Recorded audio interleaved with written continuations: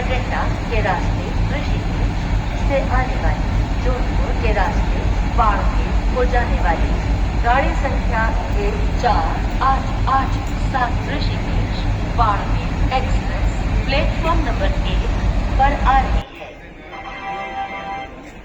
May I have your attention please? Train number 14887 Rishikesh Barmer Express from Rishikesh via Bhatinda to Barmer via Jodhpur is arriving on platform number 1. Bhatinda के रास्ते ऋषिकेश से आने वाली जोधपुर के रास्ते बाड़मेर को जाने वाली गाड़ी संख्या 1488 Rishikesh Barmer express platform number 1 पर आ रही है। May I have your attention please? Train number 14887 Rishikesh Barmer Express from Rishikesh via Bhatinda to Barmer via Jodhpur is arriving on platform number 1. To Barmer via Jodhpur is arriving on platform number 1. कृपया ध्यान दें, station परिसर में यात्रा ticket अथवा platform ticket लेकर ही प्रवेश करें। बिना टिकट पाए जाने पर किराया सहित जुर्माना लिया जाएगा।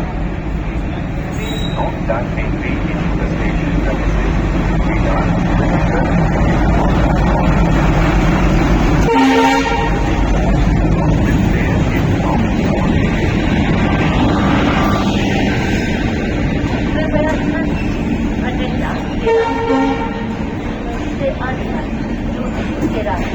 बाड़मेर को जाने वाली गाड़ी संख्या 1488 Rishikesh Barmer express platform number 1 पर आ रही है।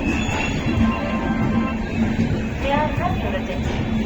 Train number 14887 Rishikesh Barmer Express from Rishikesh via Bhatinda to Barmer via Jodhpur is arriving on platform number 1. कृपया ध्यान दें, स्टेशन परिसर में यात्रा टिकट अथवा प्लेटफॉर्म टिकट लेकर ही प्रवेश करें। बिना टिकट पाए जाने पर किराया सहित जुर्माना लिया जाएगा। Please note that entry into the station premises should be done with a journey ticket or platform ticket only. Fine will be charged along with fare if found without ticket. कृपया ध्यान दें, भटिंडा के रास्ते ऋषिकेश से आने वाली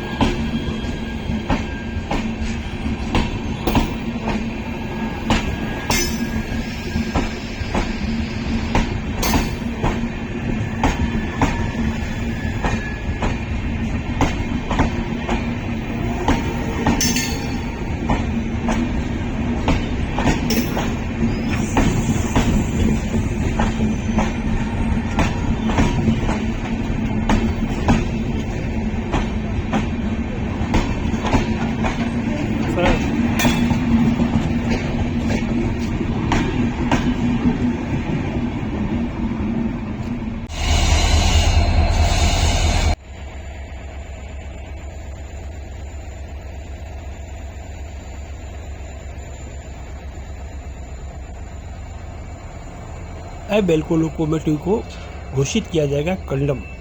रेलवे बोर्ड ने अब देश भर में बड़ी लाइन के इलेक्ट्रिफिकेशन पूरा करने का मन हो गया है 100%, और अधिकतर ये सब जगह काम पूरा भी हो गया।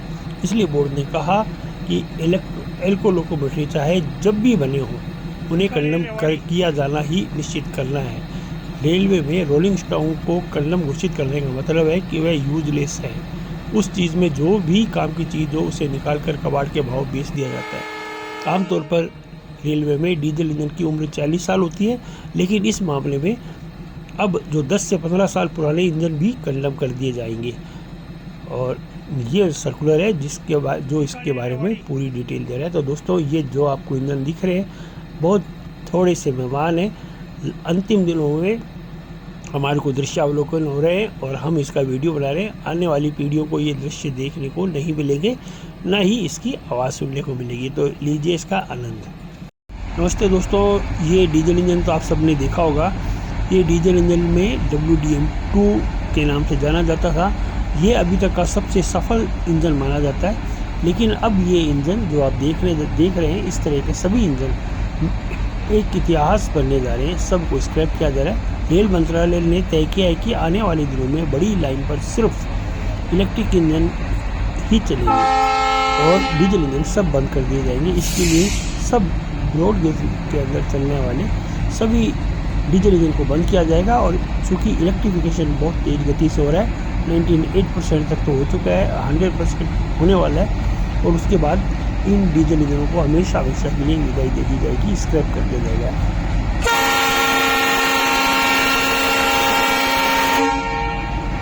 तो देखते अपन ये सोचे कि इनका क्या हो, तो ये सब के सब स्क्रैप किए जाएंगे। सबसे पहले ये देखो, अमेरिका से डीजल इंजन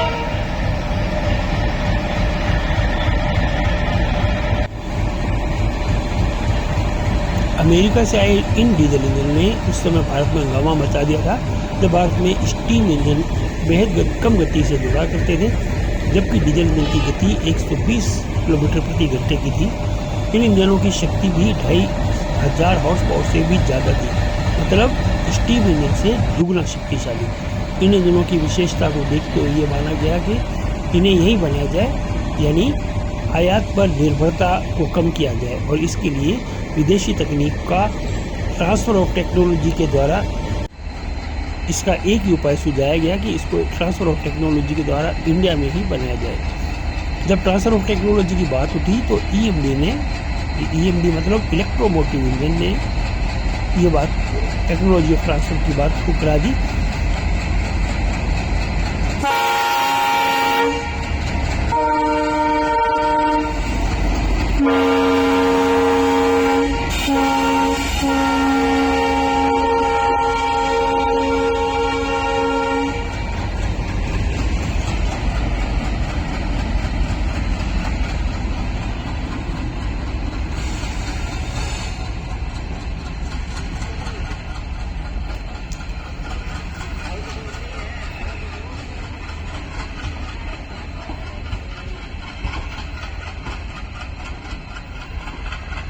एल्को ने जब टेक्नोलॉजी को ट्रांसफ़र टेक्नोलॉजी की हामी भर दी तो उसके बाद बनारस में डीजल लोकोमोटिव वर्क्स DLW रेका की स्थापना की गई। शुरू में अमेरिका में एल्को के 12 रेडी टू असेंबल इंजन यहाँ आए थे और उनके किट मंगाए गए थे, उन्हें यहीं जोड़ा गया था। WDM-2 इन्हें नाम दिया गया था। अमेरिका से आए इन डीजल इंजन ने उस समय भारत में हंगामा मचा दिया था, जब भारत में स्टीम इंजन बेहद कम गति से दौड़ा करते थे, जबकि डीजल इंजन की गति 120 किलोमीटर प्रति घंटे की थी। इन इंजनों की शक्ति भी 2500 हॉर्स पावर से भी ज़्यादा थी, मतलब स्टीम इंजन से दुगना शक्तिशाली। इन इंजनों की विशेषता को देखते हुए ये माना गया कि इन्हें यहीं बनाया जाए, यानी आयात पर निर्भरता को कम किया जाए। और इसके लिए विदेशी तकनीक का ट्रांसफ़र ऑफ टेक्नोलॉजी के द्वारा इसका एक ही उपाय सुझाया गया कि इसको ट्रांसफ़र ऑफ टेक्नोलॉजी के द्वारा इंडिया में ही बनाया जाए। जब ट्रांसफ़र ऑफ टेक्नोलॉजी की बात उठी तो EMD मतलब इलेक्ट्रोमोटिव इंजन ने ये बात टेक्नोलॉजी ऑफ ट्रांसफ़र की बात ठुकरा दी और एल्को ने इस बात को एग्री कर लिया। इसलिए भारतीय रेलवे ने एल्को ने जब टेक्नोलॉजी को ट्रांसफ़र टेक्नोलॉजी की हामी भर दी